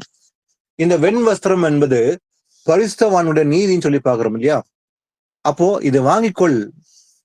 இதுக்காக நீ பார்வையிடும்படிக்கு உன் கண்களுக்கு களிக்கம் போடவும் வேண்டும் என்று உனக்கு ஆலோசனை சொல்லுங்கன்னு சொல்லி அந்த லவோதிக சபையை ஆண்டவர் எச்சரிக்கிறார். அதே போல நான் நேசிக்கிற எவர்களோ அவர்களை கடிந்து கொண்டு சிச்சிக்கிறேன். ஆகையால் நீ ஜாக்கிரதையா இருந்து மனம் திரும்பு, பி கேர்ஃபுல் சொல்லிதான் ஆண்டவர் எச்சரிக்கிறார். எந்த சபையை? இந்த லவோதிக சபை. இன்னைக்கு இந்த சபை இருக்குதுன்னு பாத்தீங்கன்னா, இந்த இப்படிப்பட்ட சபை இருக்குது. இன்னைக்கு பாத்தீங்கன்னாக்கா லவோதிக சபை ஐஸ்வர்யம் உள்ள சபை. பணம் மட்டுமே ஒரு மையமா இருக்கும். எனக்கு ஒரு குறையுமே இல்லை, நான் பணக்கார சபை, பணம் வந்து நிரம்பி இருக்குது அப்படின்னு சொல்லுகிற அந்த சபை தான் இந்த லவோதிக சபை. அந்த சபை ஆண்டவர் எச்சரிக்கிறார், கடிந்து கொண்டு. எப்படி? நான் நேசிக்கிற எவர்களோ அவளை கடிந்து கொண்டு சிச்சிக்கிறேன். அப்போ அந்த சபையில் உள்ள விசுவாசிகளை ஆண்டவர் வந்து நேசிக்கிறார். அறியாம போல விழுந்து இருக்கிறாங்க. அதனால அப்படிப்பட்ட சபை ஆண்டவர் கடிந்து கொண்டு சொல்றாரு, சிச்சிப்பேன் உன்னை, ஆகையால் நீ ஜாக்கிரதையா இருந்து மனம் திரும்புன்னு சொல்லி இந்த சபை ஆண்டவர் வந்து கண்டிக்கிறான்னு சொல்லி பார்க்க முடியும். வாசிகளா சங்கீதம் 118, 17, 18. நான் சாவாமல் பிழைத்திருந்து கர்த்தருடைய செய்கைகளை விவரிப்பேன். கர்த்தர் என்னை வெகுவாய் தண்டித்தும் என்னை சாவுக்கு ஒப்பு கொடுக்கவில்லை. ஆமென். தாவீது சொல்றான், நான் சாவாமல் பிழைத்திருந்து கர்த்தருடைய செய்கைகளை விவரிப்பேன். நான் சாக மாட்டேன், பிழைத்திருந்த கர்த்தருடைய செய்கையை விவரிப்பேன். அதனால கர்த்தரனை வெகுவாய் தண்டித்தும் கூட என்னை சாவுக்கு அவர் ஒப்பு கொடுக்கவில்லை. சில நேரங்களில் ஆண்டவர் தண்டிக்கும் போது, சிட்சிக்கும் போது ரொம்ப பெரிய ஒரு வேதனை உண்டாகும். ஐயோ, நான் மறித்து விடுவனோ அப்படின்ற ஒரு பயம் உண்டாகும். ஆண்டவர் சிட்சிக்கும் போது அவர் சாவுக்காக ஒப்பு கொடுக்க மாட்டார் கண்டிப்பா. ஏன்னா மனம் திரும்புவதுக்காக சிட்சை அனுமதிப்பார் இல்லையா? தானிக்கு மேல சோதிக்கப்பட்ட ஒரு நாளும் அவர் நம்மளை விட மாட்டார். அப்போ மனம் திரும்பணும் என்பதற்காக தான் அவர் நம்மளை சிட்சிப்பார். தாவீது கூட சொல்றான், நான் சாக மாட்டேன், நான் பிழைத்திருப்பேன், கர்த்தருடைய செய்கையை விவரிப்பேன். அதனால கர்த்தரனை வெகுவாய் தண்டித்தும் கூட என்னை அவர் சாவுக்கு ஒப்பு கொடுக்கவே இல்லை. அப்போ ஆண்டவர் தம்முடைய பிள்ளைகளை வந்து நேசிக்கிறார் இல்லையா? நேசிக்கிறதுனால அவரு சிச்சிக்கிறார். அந்த சிச்சை எதற்காக? மனம் திரும்புவதற்காக தான். அவங்கள வந்து அழிக்கணும் என்பதற்காக அவர் வந்து சிச்சிக்கிறதே கிடையாது. அதே போல அதை சகிக்கவும் பலனும் ஆண்டவரை தருகிறார். வாசிக்கலாம் சங்கீதம் 89, 30, 30-32. அவன் பிள்ளைகள் என் நியாயங்களின்படி நடவாமல் என் வேதத்தை விட்டு விலகி என் கட்டளைகளை கை கொள்ளாமல் என் நியமங்களை மீறி நடந்தால் அவர்கள் மீறுதலை மெலாற்றினாலும் அவர்கள் அக்கிரமத்தை வாதைகளினாலும் தண்டிப்பேன். ஆமென். பாருங்க, ஆண்டவர் சொல்றாரு, அதாவது அவன் பிள்ளைகள் என் நியாயங்களின்படி நடவாமல் என் வேதத்தை விட்டு விலகி என் கட்டளைகளை கை கொள்ளாமல் என் நியமங்களை மீறி நடந்தால், என்னைக்கு ஆண்டவர் வந்து சிச்சிப்பாரு தண்டிப்பாருன்னு பாத்தீங்கன்னாக்கா, அவருடைய கட்டளைகளை கை கொள்ளாம அவர் நியமங்களை மீறி நடந்தாதான் என்ன பண்ணுவாரு? அவர்கள் மீறுதல்களை மிலாற்றினாலும் அவர்கள் அக்கிரமத்தை வாதையினாலும் தண்டிப்பேன். ஆண்டவர் வந்து ஆரம்பத்திலே வந்து ஒரு சிறு தவறு செய்யும்போது ஆண்டவர் வந்து சிச்சிப்பார். ஒரு சின்ன சிச்சை உண்டாகும். நம்ம சரித்திர ஒரு பெரிய ஒரு சிறு வியாதியோ உண்டாகும் போது மனம் திரும்பலாம் நல்லது. ஏன்னா அதை வந்து பொருட்படுத்தாம விலைக்கு இன்னும் தொடர்ந்து பாவம் செய்து கொண்டே போனோம்னா பெரிய பெரிய வியாதிகள் உள்ளத்துல வந்துரும் இல்லையா? அதனால ஆரம்ப கட்டத்திலே மனம் திரும்பதான் நல்லது. அப்போ எதனால அவனு சிச்சிப்பாரு? என் கட்டளை கை கொள்ளாம என் நியமங்களை மீறி நடந்தால். அப்போ வசனம் அறிந்து இருக்கிறோம், வசனத்தை மீறி நடந்தா ஆனா என்ன பண்ண? சிச்சிப்பார். அப்ப மீறுதலை மிளற்றினாலும் அவள் அக்கிரமத்தை வாதைகளினாலும் தண்டிப்பேன் ஆண்டவர் சொன்னார். அன்னைக்கு மாத்திரமல்ல, இன்றும் அதே தான். அப்போ நம்ம தப்பு செய்யும் போது ஆண்டவர் வந்து தண்டிக்கிறாரு, சிட்சிக்கிறாரு. அப்ப அந்த சிட்சை வரும்போது, சரித்திரம் வந்து அந்த பாடுகள் வரும்போது நம்ம ஒன்னே ஒண்ணுதான் செய்யணும். ஆண்டவர் என்னை மன்னிங்க ஆண்டவரே, நான் தவறு செய்து விட்டேன், நான் உணர்வடைந்தேன், என் தவறு நிமித்தமாக தான் இந்த சிட்சை வந்திருக்குதுன்னு சொல்லி நம்ம சந்தோஷத்தோடு கூட ஒரு பாவ அறிக்கை செஞ்சு மனம் திரும்பதான் தேவனை விரும்புறார். வாசிக்கலாம். சங்கீதம் 119 71 72. நான் உபத்திரவப்பட்டது எனக்கு நல்லது, அதனால் உமது பிரமாணங்களை கற்றுக்கொள்கிறேன். அநேகமாயிரம் பொன் வெள்ளியை பார்க்கிலும் நீர் விளம்பின வேதமே எனக்கு நலம். ஆமென். தாவீது சொல்றான், நான் உபத்திரப்பட்டது எனக்கு நல்லது. ஆனா தாவீதுக்கு அநேக உபத்திரம் இருந்தது இல்லையா? ஆனா அந்த உபத்திரத்துல நான் சந்தோஷப்படுறேன், நல்லதுதான். ஏன்னா அதனால் உமது பிரமாணங்களை கற்றுக்கொள்ளுகிறேன். அப்போ நம்ம உபத்திரப்படும் போது சில நேரங்கள்ல அதை சந்தோஷமா தான் ஏற்றுக்கொள்ளணும், துக்கம் அடையக்கூடாது இல்லைங்களா? ஏன்னா அதனால நம்ம என்ன நடக்கும், பிரமாணங்களை கற்றுக்கொள்ள முடியும். அவன் சொல்றான், உமது பிரமாணங்களை கற்றுக்கொள்ளுகிறேன், அநேகமாயிரம் பொன் வெள்ளியை பார்க்கிலும் எது நலமா, நீர் விளம்பின வேதமே எனக்கு நலம். அப்போ எது நமக்கு இன்னைக்கு நலமா இருக்குது? பொன்னா வெள்ளியா பணமா அல்ல, அவர் விளம்பின வேதம் தான் நமக்கு நலம். அப்போ அந்த உபத்திரத்துல நாம் தேவனுடைய வார்த்தையில கற்றுக்கொள்கிறோம் இல்லையா? உபத்திரம் வரும்போது தான் நம்ம தேவனை அதிகமா தேடும், மனம் திரும்புறோம் இல்லைங்களா? ஆண்டவர் என்ன தண்டிக்கிறாரு, மனம் திரும்ப சொல்றாரு, ஆண்டவர் பிரியமில்லாத காரியம் செய்து விட்டேன் அப்படின்னு சொல்லி மனம் திரும்புறதுக்கு ஏதுவா இருக்கிறதுனால அதை சந்தோஷத்தோட நம்ம ஏற்றுக்கொள்ள வேண்டும். 1 பேதுரு 1:7. அழிந்து போகிற பொன் அக்கினியினாலே சோதிக்கப்படும், அதை பார்க்கிலும் அதிக விலையேற பெற்றதாய் இருக்கிற உங்கள் விசுவாசம் சோதிக்கப்பட்டு இயேசு கிறிஸ்து வெளிப்படும் போது உங்களுக்கு புகழ்ச்சியும் கனமும் மகிமையும் உண்டாக காணப்படும். ஆமென். பாருங்க, அழிந்து போகிற ஒரு பொன். இந்த பொண்ணு வெள்ளி எல்லாம் ஒரு நாள் அழிந்து போக போறது இல்லையா? அதான் அந்த வசனம் சொல்லுது, அழிந்து போகிற பொன். ஆனா அந்த அழிந்து போகிற பொண்ணையே அக்னியால சோதிக்கப்படுறாங்க இல்லையா? சோதிக்கிறாங்க. அந்த சோதித்த பின்புதான் அது பொன்னாங்க விளங்குது, ஒரு பியூர் கோல்டா இல்லையா? அதை பார்க்கிலும் எது அதிகமா வெளியேற பெற்றது? நம்முடைய விசுவாசம். இந்த விசுவாசம் தான் சோதிக்கப்படணும். அப்ப அந்த விசுவாசம் சோதனை வர்றது நல்லதான். சில நேரங்கள ஆண்டவர் நம்முடைய விசுவாசம் சோதித்து பார்ப்பாரு, சிச்சிப்பாரு. அப்போ நல்லதுதான் இல்லையா? ஏன்னா ஒரு தங்கத்தை அதை சோதிக்கும் போது அக்னினால அது பொன்னாக விளம்பும் இல்லைங்களா? பியூர் கோல்டா வந்து தங்கமா வந்து வெளியே வரும். அது சோதிக்கலன்னா வந்து பியூர் கோல்டா வராது. அதே போல அதை காட்டிலும் வெளியேறப்பட்டது எது? நம்முடைய விசுவாசம். தேவன் மேல வைத்திருக்கிற விசுவாசம் அது சோதிக்கப்படணும். அதனாலதான் அந்த சோதனை என்று நல்லது. அப்ப உங்கள் விசுவாசம் சோதிக்கப்பட்டு இயேசு கிறிஸ்து வெளிப்படும் போது என்ன நடக்கும்? உங்களுக்கு புகழ்ச்சியும் கனமும் மகிமையும் உண்டாக காணப்படும். அதனால நல்லது. சோதனையை சகிக்கிற மனுஷன் பாக்கியவன் சொல்லி ஆண்டவர் சொல்றாரு. ஏன்னா அதே போலதான் யோபு கூட சோதிக்கப்பட்டான் இல்லையா? அவனுடைய யோபுடைய விசுவாசம் கூட சோதிக்கப்பட்டது. வாசிக்கல யோபு 23:10-12. ஆனாலும் நான் போகும் வழியை அவர் அறிவார், அவர் என்னை சோதித்த பின் நான் பொன்னாக விளங்குவேன். என் கால்கள் அவர் அடிகளை பற்றி பிடித்தது, அவருடைய நெறியை விட்டு நான் சாயாமல் அதை காத்து கொண்டேன். அவர் உதடுகளின் கற்பனைகளை விட்டு நான் பின்வாங்குவதில்லை. அவருடைய வாயின் வார்த்தைகளை எனக்கு வேண்டிய ஆகாரத்தை பார்க்கிலும் அதிகமாய் காத்து கொண்டேன். ஆமென். ஆமென். தாவீது சொன்னது போலதான் யோபு சொல்றான் இல்லையா? ஆகாரத்தை பார்க்கிலும் அதிகமாய் காத்து கொண்டது தேவனுடைய வார்த்தை. அப்ப ஆனாலும் நான் போகும் வழி அவர் அறிவார், அவர் என்னை சோதித்த பின் நான் பொன்னாக விளங்குவேன். யோபுக்கு சோதனை இருந்தது இல்லையா? ஆண்டவர் டெஸ்ட் பண்ணி பாட்டார் யோபுடைய விசுவாசத்தை. அந்த சோதனை அவன் ஜெயித்தான் சொல்லி பார்க்க முடியும் நீதிமானாக. அப்போ அவனுக்கு அவனே அறிக்கை பண்றான். என்ன அறிக்கை பண்றான்? அவர் என்னை சோதித்த பின் நான் பொன்னாக விளங்குவேன், என் கால்கள் அவர் அடிகளை பற்றி பிடித்தது, அவருடைய நெறியை விட்டு நான் சாயாமல் அதை கை கொண்டேன்.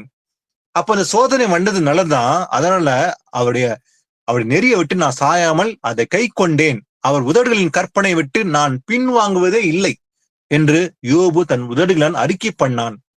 அவருடைய வாயின் வார்த்தைகளை எனக்கு வேண்டிய ஆகாரத்தை பார்க்கிலும் அதிகமாய் காத்து கொண்டேன். நம்மளும் கூட இன்னைக்கு நம்முடைய ஆகாரத்தை விட, நம்ம உலகத்துல இருக்கிற மாம்ச காரியங்கள் எல்லாவற்றை விட அதிகமா எதை காத்து கொள்ள வேண்டும்? தேவனுடைய வார்த்தையை காத்து கொள்ள வேண்டும். ஏன்னா அவன் தான் பாக்கியவான் இல்லையா? அப்போ எல்லோருக்குமே ஆண்டவர் சிச்சையை கொண்டு வரதில்லை.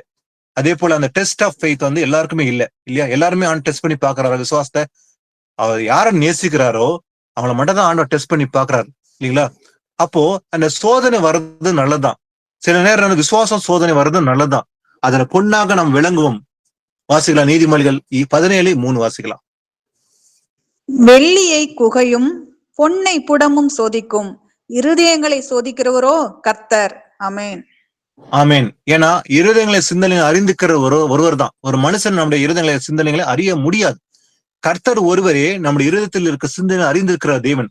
ஏன்னா அவர் சொல்ற, நாவில் சொல் பெறுவதற்கு முன்பே நான் அவைகளை அறிந்திருக்கிறேன். நம்ம என்ன பேச போறோம் என்று முன்னமே கர்த்தருக்கு தெரியுமா? அப்போ வெள்ளியை கோயையும் பொன்னை புடமும் சோதிக்கும் அல்லவா? அதே போல இருதயங்களை சோதிக்கிறவர் யாரு? கர்த்தர் தான். அப்ப நம்மளுடைய இருதயம் என்ன இருக்குது? நம்முடைய கற்பனை, அவருடைய கற்பனை இருக்குதா, இல்ல தேவனுக்கு கீழ்ப்படியாத சிந்தனை நம்ம உள்ளத்துல இருக்குதா? அந்த தேவன் வந்து அறிவார். அதனால ஆண்டவர் சோதித்து பார்ப்பாரு, நம்மளோட விசுவாசம் இருக்குதா இல்லையா, உண்மையே நம்ம கற்பனை நடக்கப்படி நடக்கிறோமா அப்படின்னு ஆண்டவர் டெஸ்ட் பண்ணி பாப்பா. சில நேரங்களை வாசிக்கலாம். யோபு 1:12. சோதனையை சகிக்கிற மனுஷன் பாக்கியவான், அவன் உத்தமன் என்று விளங்கின பின்பு கர்த்தர் தம்மிடத்தில் அன்பு கூறுகிறவர்களுக்கு வாக்குத்தத்தம் பண்ணின ஜீவ கிரீடத்தை பெறுவான். ஆமென். சோதிக்கப்படுறது நல்லதான். விசுவாச சோதனை வருது நல்லதான் இல்லையா? பொன்னாக விளங்கும். ஆனா சோதனை சகிக்கிற மனுஷன் தான் பாக்கியவான். அந்த சோதனை வரும்போது நம்ம சகிக்க வேண்டும். அப்போ அவன் உத்தமன் என்ற விளங்கின பின்புதான் என்ன நடக்கும்? கர்த்தர் தமிழத்தில் அன்பு கூறுக்கு என்ன கொடுப்பாரு? வாக்குத்தத்தம் பண்ணின ஜீவக்கிடத்தை பெறுவான். அப்போ அந்த வாக்குத்தத்தம் பண்ண ஜீவக்கிடத்தை பெறுவதற்காக இந்த சோதனை சகிக்க வேண்டும். அப்போ நம்ம எல்லாருமே அந்த சோதனை வழியில தான் கடந்து போகணும். டெஸ்ட் ஆஃப் ஃபெய்த் நம்ம எல்லாருக்குமே இருக்கும் இல்லைங்களா? உண்மையான பிள்ளைகளுக்கு கண்டிப்பா அந்த டெஸ்ட் ஆஃப் ஃபெய்த் இருக்கும். ஏன்னா ஆபிரகாம் இருந்தது இல்லையா? ஆபிரகாம் வந்து சோதித்து பார்த்தார் ஆண்டவர். யோபு சோதித்து பார்த்தார் இல்லையா? இந்த எல்லா சோதனை நிமித்தமாக அவங்க ஜெயித்தார்கள் இல்லையா? இந்த சோதனை வழியதான் கடந்து வந்தாங்க. அதான் ஆபிரகாம் என்ன சொல்றோம்? விசுவாசம் தகப்பன். விசுவாச சோதனை ஆபிரகாம் இருந்தது. அதே போல நமக்கு சோதனை வரும்போது அதுல வந்து டெஸ்ட் அந்த வந்து ஃபெயில் ஆகக்கூடாது, நம்ம அதை தேர்ச்சி பெற வேண்டும். அப்ப சோதனை சகிக்க வேண்டும். அப்ப உத்தமன் என்ற விளங்கின பின் நமக்கு ஒரு பெரிய வந்து கிஃப்ட் இருக்க போது, என்ன? ஜீவக்கிரீடம் இல்லையா? ஏன்னா வாக்குத்தத்தம் பண்ணினவர் அவர் தான், அந்த ஜீவ கொடுக்கறது அவர் தான். வாசிக்கலாம் யோனா. இந்த யோனா புத்தகத்துல 2 விஷயத்த நம்ம கவனிச்சு பார்க்கலாம். ஆண்டவர் வந்து யோனாக்கு தீர்க்கதரிசனம் உரைக்கும்படி, அந்த நினைவு பட்டணத்துக்கு எச்சரிக்கும்படி ஆண்டவர் யோனாவை அனுப்புறாரு. ஆனா அனுப்புனா அவங்கள அந்த கீழ்ப்படியாம ஒரு காரியத்தை செய்யறான். வாசிக்கல யோனா 1:2-3. நீ எழுந்து மகா நகரமாகிய நினிவேக்கு போய் அதற்கு விரோதமாக பிரசங்கி, அவர்களுடைய அக்கிரமம் என் சமூகத்தில் வந்து எட்டினது என்றார். அப்பொழுது யோனா கர்த்தருடைய சமூகத்தினின்று விலகி தர்ஷீஷுக்கு ஓடி போகும்படி எழுந்து யோப்பாவுக்கு போய் தர்ஷீஷுக்கு போகிற ஒரு கப்பலை கண்டு கூலி கொடுத்து தான் கர்த்தருடைய சமூகத்தினின்று விலகும்படி அவர்களோட தர்ஷீஷுக்கு போக கப்பல் ஏறினான். ஆமென். ஆமீன். யோனா என்ற தீர்க்கதரிசியை அழைத்து ஆண்டவர் சொல்றாரு, நீ எழுந்து மகா நகரமாகிய நினைவேக்கு போ, நினைவு பட்டணத்துக்கு போன்னு சொல்லி ஆண்டவர் கட்டளை கொடுக்கிறார். அதுக்கு விரோதமாக பிரசங்கம் பண்ணு. ஏன்னா அந்த பட்டணம் முழுசும் எனக்கு விரோதம் பாவம் செஞ்சிருக்குது, அதை நான் தண்டிக்க போறேன், அதை அழிக்க போறேன்னு சொல்லி ஆண்டவர் எச்சரித்து அனுப்புறாரு. யார? யோனாவை. அப்போ அவருடைய அக்கிரமம் என் சமூகத்தில் வந்து எட்டினது என்றார். அப்போது யோனா என்ன பண்றான்?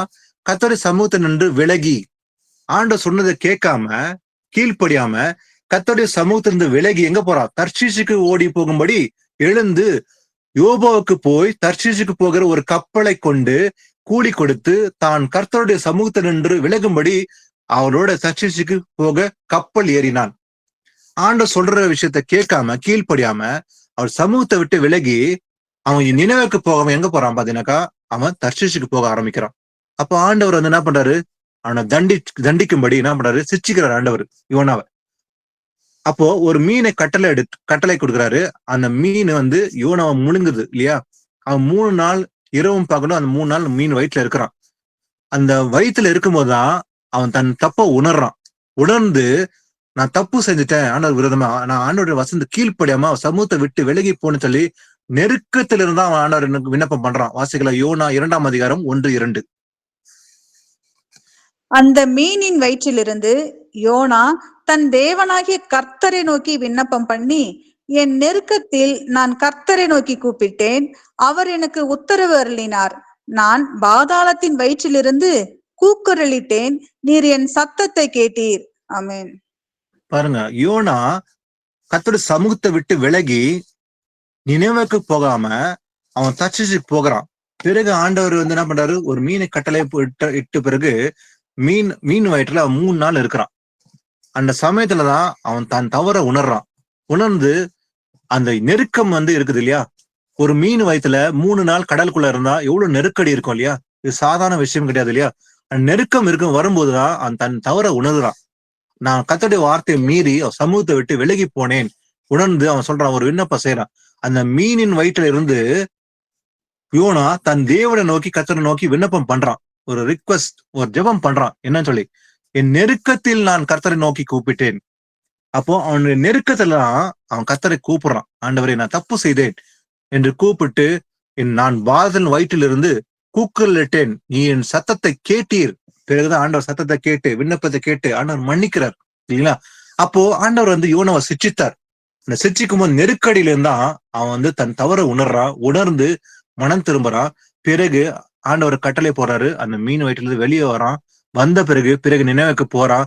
போன பிறகு அந்த நினைப்பற்ற எச்சரிக்கிறான். எச்சரிக்கும் போது அந்த ஜனங்களாம் மனம் திரும்புறாங்க.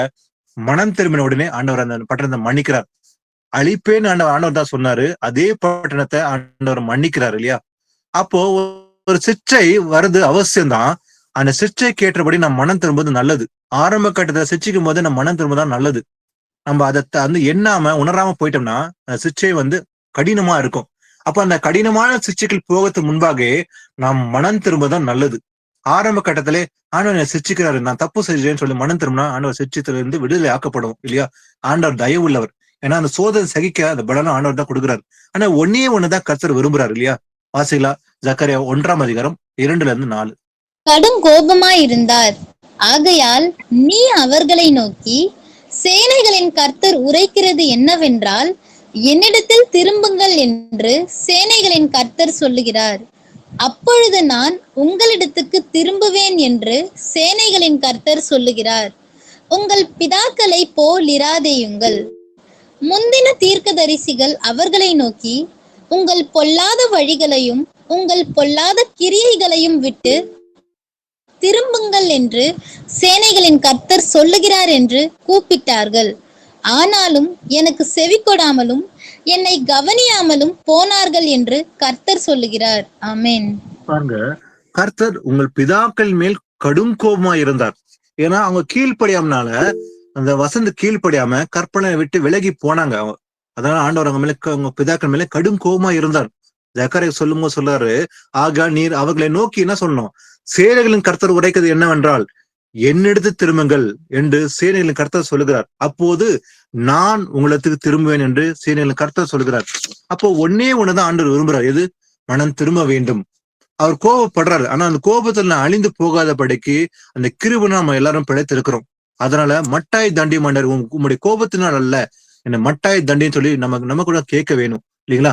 அப்ப ஆண்டவர் விரும்புவது எது, மனம் திரும்ப வேண்டும். என்னிடத்து திரும்புங்கள், அப்போது நான் உங்களிடத்து திரும்பேன். ஏன்னா உங்கள் பிதாக்களை போல் இராதீங்கள். உங்கள் பிதாக்களை என்னை கோபம் மூட்டினார்கள் வனாந்தரத்துல, அது போல நீங்க இராதீங்க. ஏன்னா முந்தின தீர்க்கதரிசிகள் அவளை நோக்கி, உங்கள் பொல்லாத வழிகளையும் உங்கள் பொல்லாத கிரிகளையும் விட்டு திரும்புங்கள் என்று சேனைகளின் கர்த்தர் சொல்லுகிறார் என்று கூப்பிட்டார்கள். ஆனாலும் என்ன பண்ணாங்க, அவங்க எனக்கு செவி கொடுக்காம என்னை கவனியாமலும் போனார்கள் என்று கர்த்தர் சொல்லுகிறார். உங்கள் பிதாக்கள் எங்கே, தீர்க்கதரிசிகள் என்றென்றைக்கும் உயிரோடு இருப்பார்களோ, இருக்க முடியாது இல்லையா. அதனால நீங்க என்ன பண்ணணும், மனம் திரும்ப சொல்லி ஆண்டவர் எச்சரிக்கிறார். அப்ப இன்றைக்கு கூட ஆண்டவர் விரும்புகிற காரியம் என்ன என்று மனம் திரும்ப வேண்டும். ஏன்னா இயேசுவுடைய வருகை ரொம்ப அருகில் இருக்குது இல்லையா. அப்ப அந்த வருகைக்கு முன்பாக நாம் ஆயத்தமா இருக்க வேண்டும். ஆயத்தம் இல்லாம அவர் ராஜ்யத்தில் பிரவேசிக்க முடியாது. அப்போ ஆண்டவர் சொல்றாரு, பரிசுத்தம் உள்ளவள் இன்னும் பரிசுத்தமாகட்டும். அப்ப நாம பரிசுத்தம் வாழணும் தான் தேவனை விரும்புறார். ஏன்னா நான் பரிசுத்தர், ஆதலால் நீங்கள் உங்க நடக்கை எல்லாவற்றிலும் பரிசுத்தமா இருங்கள் இயேசப்பா சொல்றாரு. அப்போ நாம பரிசுத்தம் வாழணும். நம்முடைய எல்லா நடக்கையிலும், நம்முடைய பேச்சுகள், நம்முடைய சிந்தனைகள், நம்முடைய செயல்கள் எல்லாவற்றையும் நம்ம எப்படி இருக்கணும், பரிசுத்தமா இருக்க வேண்டும். அப்போ நம்ம அந்த விஷயத்துல இதெல்லாம் குறைச்சல இருந்தா நம்ம ஒண்ணுதான் செய்யணும், மனம் திரும்பணும். அப்போ நம்ம பரிசுத்தம் இல்லாம தேவனை தரிசிக்க முடியாது.